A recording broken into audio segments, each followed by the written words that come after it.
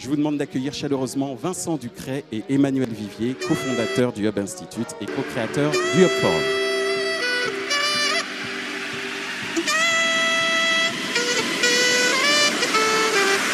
Bonjour, bienvenue. On est très heureux de vous recevoir pour cette 6e édition du Hub Forum à Paris. On a eu une grosse année, beaucoup d'activités, beaucoup de déplacements, une belle expérience, le Hub Forum à Singapour. On est très heureux, c'était vraiment très intéressant. Après Sao Paulo et Moscou, et on est très heureux d'être là aujourd'hui. Un thème très porteur, un thème sur lequel on a pas mal travaillé, Manu. Effectivement, la disruption, on parlait déjà du début de la transformation l'an passé. Aujourd'hui, on voit plus que jamais de nombreuses startups arriver et nous secouer, les consommateurs connectés aussi. Donc, on va essayer de faire le tour sur ces 2 jours avec 4 séquences. Voilà, et l'idée, c'est effectivement de se retrouver à la pause dans l'espace de networking. Pour la plupart, effectivement, participer au workshop que nous organisons à ces moments-là. Donc, je vous souhaite une bonne journée et je vous dis à tout à l'heure. Je vous laisse avec Manu. Alors, pour introduire ces 2 jours, on s'est dit, il y a énormément de choses, il y a énormément de nouveautés. Et donc, on a décidé de faire une petite sélection, se dire finalement s'il y a 4-5 tendances clés qu'on aimerait bien partager avec vous aujourd'hui, quelles sont-elles? Effectivement, la disruption nécessite la transformation, c'est pas évident et il y a énormément de choses qui bougent cette année. La première, je pense, évidemment maintenant tout le monde est convaincu qu'il faut y aller, mais je pense que tout le monde a encore du mal à voir à quel point le changement dont on parle est exponentiel. Et c'est vrai que c'est difficile de se projeter. Aujourd'hui, on arrive à un moment où ça y est, enfin, tout le monde est connecté grâce au digital, grâce aux réseaux sociaux. La data, on en parle tous les jours, mais elle devient de plus en plus accessible, traitable, importante. Et puis, on voit l'intelligence artificielle, la robotique. Je pourrais même parler aussi de la santé qui est en train d'être touchée. Tout devient digital. Et finalement, toutes ces innovations se combinent et se démultiplient. Tout simplement, voilà, la difficulté, c'est que en général, on a du mal à se projeter de manière exponentielle. C'est un petit peu cette idée de la loi de Moore qui s'applique à tout.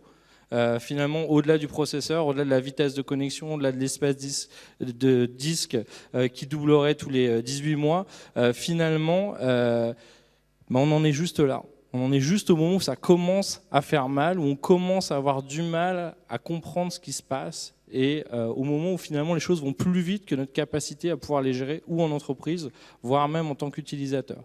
Donc ce qu'il faut se dire, c'est que les 10 prochaines années risquent d'être beaucoup plus rock'n'roll que les 10 dernières et qu'on n'en est qu'au début. Finalement, on a eu un peu toutes les briques qui sont désormais prêtes, qui sont en train de se combiner pour vraiment changer énormément le monde et la vie où on en est. Alors, c'est pas moi qui le dis, il y a un très bon bouquin et s'il y avait une lecture que je vous conseille, elle n'est pas de nous, mais c'est Exponential Organization, d'un des fondateurs de la Singularity University aux États-Unis, qui essaie justement de se projeter en imaginant que a priori, d'ici 2045, on va dire, d'après leur pronostic, l'intelligence artificielle sera aussi puissante que l'intelligence humaine et nous dépassera peut-être.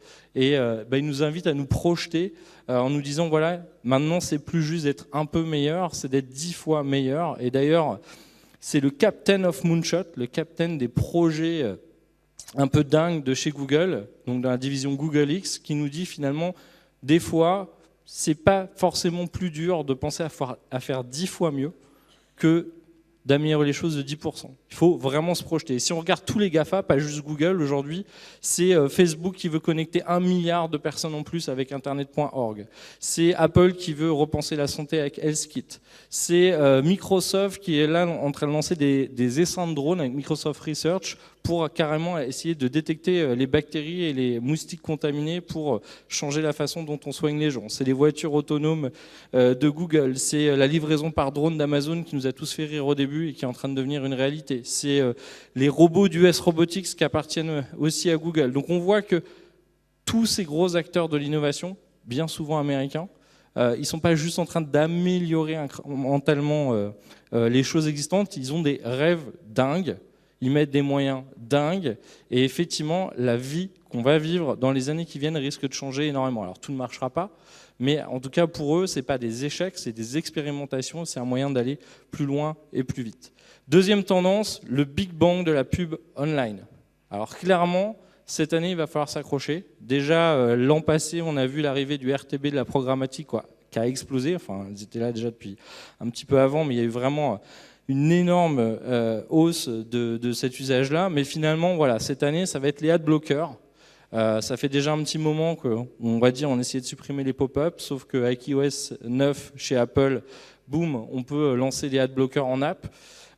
Chez Chrome, la même chose, sur Safari, la même chose. Enfin, on voit que d'un seul coup, désolé pour l'image, mais vous vous rappelez tous d'Orange Mécanique. Voilà, si on pensait nous forcer à regarder de la pub, déjà sur la télé, on voit que ça fonctionne de moins en moins, mais finalement, aujourd'hui, c'est 26% des pubs vidéo online qui sont bloquées aux États-Unis, 33 à 62% en Europe, 62% en Allemagne. Et ça va empirer, effectivement, avec ces nouveaux usages promus par Apple et Google. Alors évidemment, on peut se dire, qu'est-ce que ça va changer? Ça va changer beaucoup de choses, parce que finalement, il y a encore 3 grands qui vont s'en tirer plutôt pas mal. Les AdWords, ils ne seront pas bloqués par les adblockers. Google va s'en réjouir. Facebook, pas de banner, du contenu sponsorisé. Il ne va pas être bloqué non plus. Apple, à partir du moment où il laisse des adblockers sur iOS, on peut être quasiment sûr que intelligemment les adblockers n'ont pas intérêt à bloquer les iAds d'Apple.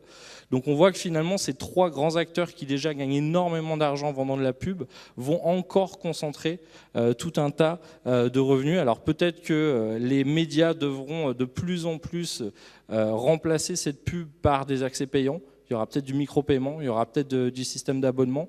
Alors là, ce sera peut-être Amazon qui nous proposera ça. Mais en tout cas, on voit que ça va secouer très fort. Il va toujours y avoir le RTB et le programmatique, mais clairement, le adblocker va remettre un petit peu les pendules à l'heure et nous forcer à créer du contenu intéressant. Alors, un chart immonde, très très moche, mais on remerciera quand même nos amis de l'UMA aux États-Unis qui essaient juste derrière ça de nous dire 2 choses. Jusqu'à maintenant, on avait un peu 2 types de communication, de la pub vers des gens non identifiés. Aujourd'hui, on va avoir des outils comme les Data Marketing Platforms, les DMP, pour pouvoir gérer via une seule plateforme tous les points de contact sur la publicité. Et puis, on avait le CRM pour les gens qu'on connaissait. Alors mes clients, je les connais, je les qualifie, je les segmente et puis je leur envoie des choses de plus en plus personnalisées. Ce qu'on est en train de voir en ce moment, grâce aux réseaux sociaux, c'est un rapprochement et une connexion entre la DMP et le CRM. Ça veut dire qu'aujourd'hui, typiquement, si je prends Facebook, par exemple, je peux très bien faire une pub ultra ciblée sur des gens que je ne connais pas, avec des critères aussi, voire plus précis des fois que mon propre CRM. Donc on est en train de mettre là encore des outils à disposition des annonceurs ultra puissants. Alors il y a du boulot, hein. Installer une DMP c'est pas simple, déployer un CRM c'est pas simple, en omnicanal, en multilangue et en multi-pays c'est pas simple, mais effectivement on va avoir une vraie fusion DMP et CRM qui va nous permettre d'aller encore plus loin et finalement on va peut-être enfin arriver au marketing one-to-one. Troisième tendance, attention à la transformation digitale Canada Dry. Bon, alors les moins de 30 ans ne vont pas comprendre la blague, parce qu'ils n'ont pas dû voir la pub à l'époque. Mais effectivement, on voit beaucoup de choses en ce moment. Alors on ne va pas s'en plaindre, hein. L'innovation c'est génial, on est tous pour, mais c'est vrai que de temps en temps, quand on voit le nombre d'incubateurs qui ouvrent en ce moment à Paris, on a l'impression que tout le monde en lance un pour faire joli. On nous parle de licorne, donc ces startups qui valent plus d'1 milliard tous les jours maintenant dans les médias, de MOOC, de hackathon, d'Internet des objets. Alors, génial, on ne va pas s'en plaindre, hein. Vaut mieux qu'on ait des secteurs de l'économie qui boostent, mais c'est vrai que quand d'un seul coup il y a une ruée vers l'or, il y a aussi beaucoup de hype, et finalement on voit qu'il y a aussi beaucoup de grandes résolutions, beaucoup d'effets d'annonce, mais pas toujours suivi d'effets, et d'ailleurs le management n'est pas toujours le plus, on va dire, exemplaire là-dessus. Est-ce que votre PDG, est-ce que votre DG, est-ce que votre directeur marketing poste sur le réseau social d'entreprise? Est-ce qu'il tweet? Est-ce qu'il est venu, ou est-ce qu'ils sont venus aux formations sur le digital? Donc souvent, on va avoir des managements qui nous disent « Oui, il faut y aller, hein. Faites la transformation, c'est bien, on est pour. Mais moi, je n'ai pas le temps. » Mais si eux, ils n'ont pas le temps, comment motiver les gens du reste de l'entreprise à y aller? Et effectivement, aujourd'hui, ce qui est important, c'est de se nourrir. Il faut être curieux. Alors, on essaie de nourrir cette curiosité avec le Hub Institute, hein, que ce soit avec plus de 300 interviews, parce que finalement, Le plus intéressant, c'est d'aller voir ceux qui font la transfo tous les jours, avec les rapports de veille qu'on peut faire, avec les ouvrages qu'on publie, avec les Learning Expeditions, où on va un peu dans tous les événements innovants du digital. Mais que ce soit avec nous ou d'autres, soyez curieux, nourrissez-vous, allez au-delà de votre industrie, allez aux endroits où ça bouge. Si vous voulez juste commencer à vous faire votre propre opinion et être convaincu, pour pouvoir vraiment en parler de manière confortable au niveau de la direction, il faut sortir de sa tanière. Et puis, j'adore cette phrase de PPC, qui nous dit le digital, ça ne s'apprend pas dans les slides, ni dans les comités. Comme un sport, ça se pratique. Donc là encore, il n'y a pas de raccourci. Il faut s'entraîner, il faut pratiquer. On ne peut pas gagner la médaille d'or dès le début. Il faut y aller. L'année dernière, je vous avais parlé des 6 grands chantiers donc sur la gauche de la transformation digitale. Voilà la V2, un peu plus complétée. On est en train de travailler sur un ouvrage à ce sujet-là. Donc management, culture et organisation, technologie, data, marketing, expérience client, mesure. Et vous voyez un tout petit peu la complexité des sujets à aborder. Il y a énormément de choses aujourd'hui et donc il va falloir prioriser. On ne peut pas tout faire d'un coup. Mais ça veut aussi dire qu'il faut mettre toute l'entreprise ensemble. Le management, les RH, le marketing, le retail. Si on ne se met pas tous ensemble, la DSI, on ne pourra pas avancer, c'est ça qui est compliqué, c'est mettre tout le monde d'accord, coordonner tout le monde quand on n'a pas les mêmes langages. Finalement, la transformation, c'est un chantier lourd et complexe qui va prendre au moins 5 années chez la plupart des grandes marques. Donc si on n'a pas clairement un soutien du management, une vraie volonté et des vrais moyens, Accor a quand même annoncé un plan à 225 millions d'euros, ils en ont profité pour changer le logo. AXA à 180, alors c'est maintenant le concours de qui mettra la plus grosse annonce pour dire regardez je suis moderne et j'y vais, mais on voit bien là c'est plus juste, je vais recruter 2 personnes au digital et youpi. C'est vraiment voilà, un mouvement de fond qui est important. Un autre des chantiers effectivement qui est l'innovation. Souvent je vois des DRH, des directeurs me dire mais comment on pourrait être plus innovant, il faut qu'on fasse de l'open innovation, il faut qu'on aille voir les startups et tout. Moi j'ai envie de leur dire mais vous posez peut-être les mauvaises questions. Comment voulez-vous déjà que vos salariés soient innovants avec des outils d'hier? Qui a encore des BlackBerry? Qui a encore un vieux PC qui met 10, 20, 30 minutes, bon je charrie un petit peu, à démarrer, mais enfin on en est presque là des fois. Si vous avez des vieux outils contraignants qui sont moins bons que ce que les gens ont déjà chez eux, comment vous voulez inventer les services de demain avec des outils d'hier? Investissez, rééquipez déjà les gens et donnez-leur des outils sympas pour bosser. Ensuite, peut-être qu'il y a plein de bonnes idées déjà chez vous. Ça, c'est l'exemple du Kangaroo Fund de Pernod Ricard. Ils font un concours interne auprès de tous leurs salariés pour chercher des idées d'innovation. Souvent, vos salariés, ils ont plein d'idées, sauf qu'ils savent qu'elles passeront jamais, donc ils ont arrêté de les proposer. Donc avant d'aller voir les startups, ça n'empêche pas d'aller le faire, peut-être prenez le temps de remotiver les gens qui ont plein d'idées chez vous pour pouvoir innover. Et ça ne les empêche pas à côté d'avoir une deuxième structure, Big, qui permet aussi, on va dire de manière assez autonome et assez libre et assez agile, de lancer des idées un peu disruptives, mais avec des vrais moyens. Parce que là encore, c'est facile d'avoir un lab avec pas beaucoup d'argent et ils ne feront pas grand-chose. La formation, c'est un sujet qui nous tient vraiment à cœur au Hub Institute et pour nous, c'est vraiment un enjeu critique. Aujourd'hui, il va falloir individualiser la formation. On est heureux d'annoncer aujourd'hui le lancement de QI Digital. L'idée, c'est de pouvoir faire un test qui permet de savoir pour chacun de vos salariés, finalement, quel est son niveau sur 10 dimensions. Il ne suffit pas de savoir si on est nul ou bon en digital. On peut être bon en mobile, nul en social media et rien connaître au CRM. Donc, il va falloir individualiser de plus en plus les parcours de formation parce qu'on a une grande diversité de niveaux et il y a une grande diversité de savoirs à avoir aujourd'hui sur le digital. Il va falloir aussi motiver les gens. Tiens, leur donner des certifications. On vient de lancer une formation avec Hootsuite pour certifier les gens sur Hootsuite. Mais voilà, il y a un moment, les gens, on leur demande des efforts, on leur demande du temps, il va falloir les motiver. Et pourquoi pas même leur proposer des formations diplômantes. On vient d'annoncer aussi le lancement d'un MBA Digital Marketing et Business avec les FAP. Il y a juste un moment, je passe du temps, j'investis du temps, je me remets à jour, qu'est-ce que j'en échange, à quoi ça va me servir pour mon employabilité? Est-ce que, pourquoi pas, je pourrais avoir un diplôme avec? Quatrième tendance, le drame des RH et de la IT. Je vous avais dit l'année dernière, on va tous devenir des entreprises logicielles. On va tous se battre avec Google, Facebook, Amazon, Microsoft. Mais on va aussi tous se battre pour les mêmes talents, pour les mêmes programmeurs, pour les mêmes employés. Alors pourquoi, en ce moment, quand moi je vois énormément de RH aujourd'hui, j'ai l'impression que ouh là là, la DSI, bah non, on s'en occupe pas trop, on comprend rien, ils ont leur job desk, ils ont leur mode d'organisation, c'est trop technique, on s'en occupe pas. Si demain, la DSI et l'IT est le cœur de votre, on va dire, performance, ça me paraît juste hallucinant que les DRH baissent les bras, et là je caricature, c'est pas le cas partout, mais en tout cas, s'impliquent pas beaucoup plus pour aller gérer ces compétences-là. Je dis pas que c'est simple, c'est très technique, mais embaucher des personnes de l'IT au RH. Si c'est vos top talents, c'est hyper important. Quand moi je vois encore des grandes entreprises qui vont dire, bah voilà, le programmeur, il devrait avoir un costume cravate, mais c'est mort. Enfin, il y a juste un moment, c'est plus vous qui êtes en train de choisir les meilleurs programmeurs, c'est les programmeurs qui choisissent où ils vont bosser. Et puis, comment vous allez gérer les grilles de salaire?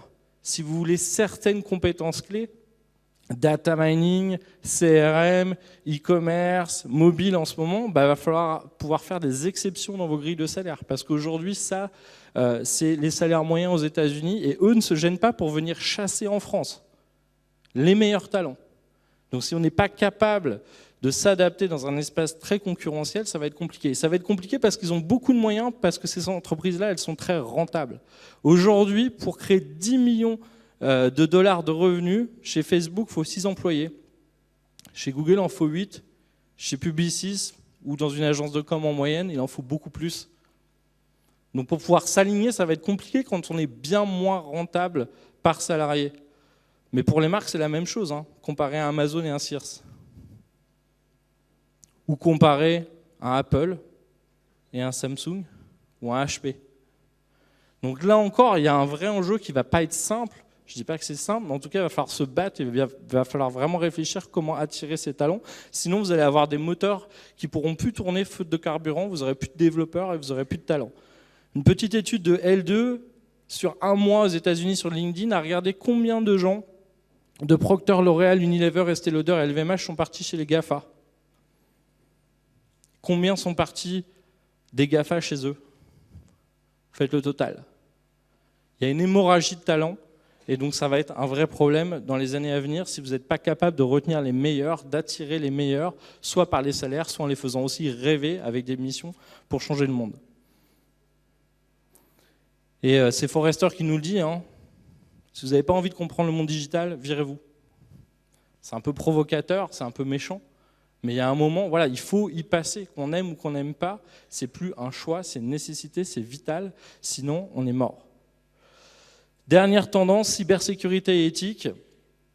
Bah, c'est vrai qu'on parle beaucoup de données, et effectivement, on se rappelle l'année dernière de Sony, hein, ça a été un peu pénible. On connaît tous des gens qui se sont fait hacker leur compte Facebook, leur compte Gmail, voire des fois le site de leur entreprise. Pas très fun, mais imaginez juste que maintenant on va parler de l'Internet des objets. Votre voiture, votre maison, votre chauffage, votre porte. Donc qu'est-ce qui va se passer si on ne sécurise pas assez en étant acteur de l'Internet des objets? Bah, la porte de quelqu'un, la voiture de quelqu'un. Il y a déjà des hackers qui ont réussi à détourner un véhicule aujourd'hui, de prouver en tout cas que c'était faisable. Donc il va y avoir un enjeu de sécurité encore plus important pour les grandes marques dans le futur. C'est pas pour leur jeter la pierre, mais effectivement on voit, vous voyez Volkswagen, hein, ça se paye très cher, un soft, et puis une énorme perte de confiance, et puis un impact en bourse. Hein. Le ROI il est clair, mais ça va arriver à d'autres, clairement. Et puis toujours sur la logique d'éthique, c'est pas parce qu'on peut faire des choses sur la donnée qu'il faut forcément les faire et que les consommateurs vont l'accepter. Jusqu'où on veut aller, jusqu'où on peut aller, sans effectivement aller trop loin et créer un rejet de la part du consommateur qu'on aura peut-être un peu marre, qu'on le suive partout, qu'on personnalise tout et qu'on utilise n'importe quoi comme data sur lui-même. Donc juste pour finir et récapituler, la disruption, on va voir plein de choses pendant ces 2 jours, la transformation aussi, mes 5 tendances à suivre pour moi et Vincent en 2016, la disruption puissance 10, le Big Bang de la publicité, faire de la vraie transfo dans le dur, reconnecter les RH et l'IT, et puis la cybersécurité et l'éthique. Merci à vous.